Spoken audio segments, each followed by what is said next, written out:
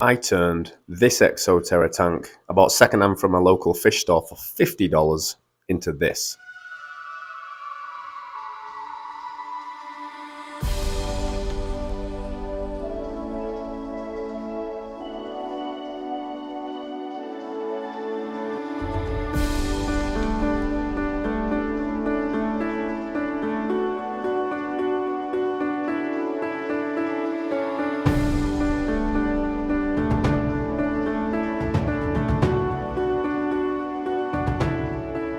And in today's video, I'll give you a basic overview of how I did it. So, let's go.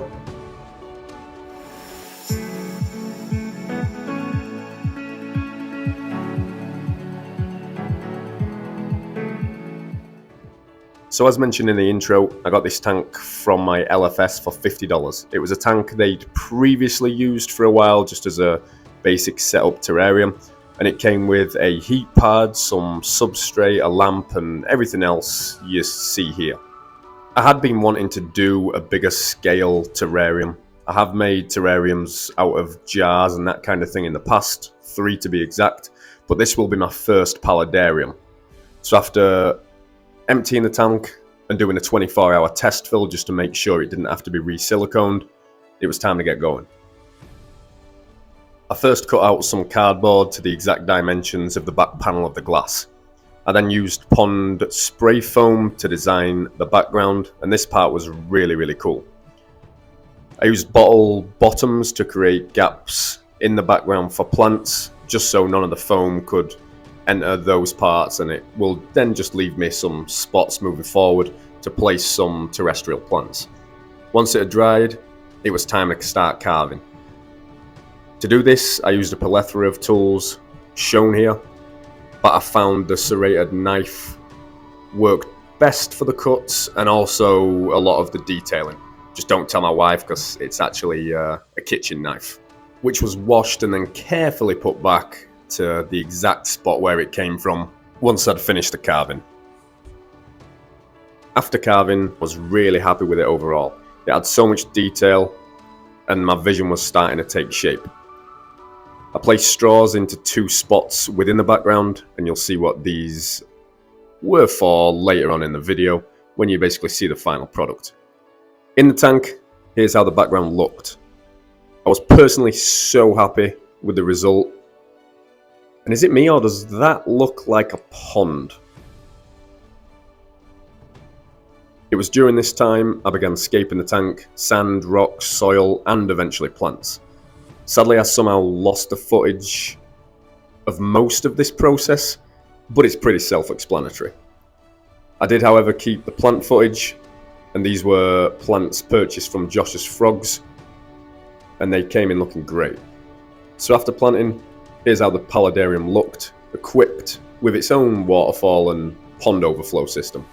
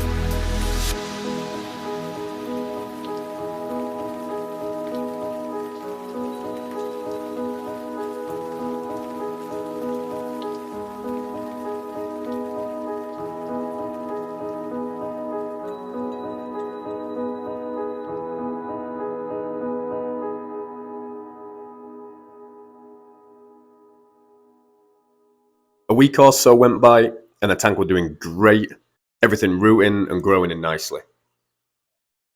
So at this point, I wanted to get it some inhabitants.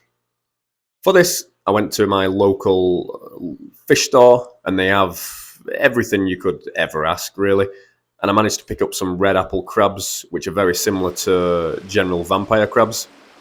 As soon as I put them in, they started exploring, which was really cool to see.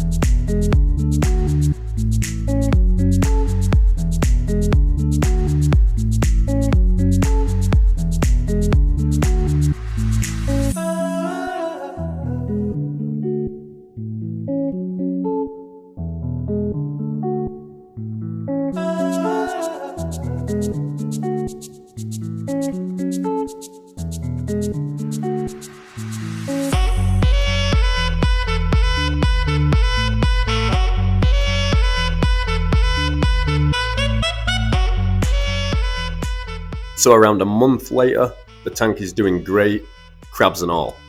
Overall, this build turned out way better than I expected, and I'm looking forward to watching it grow and evolve over time.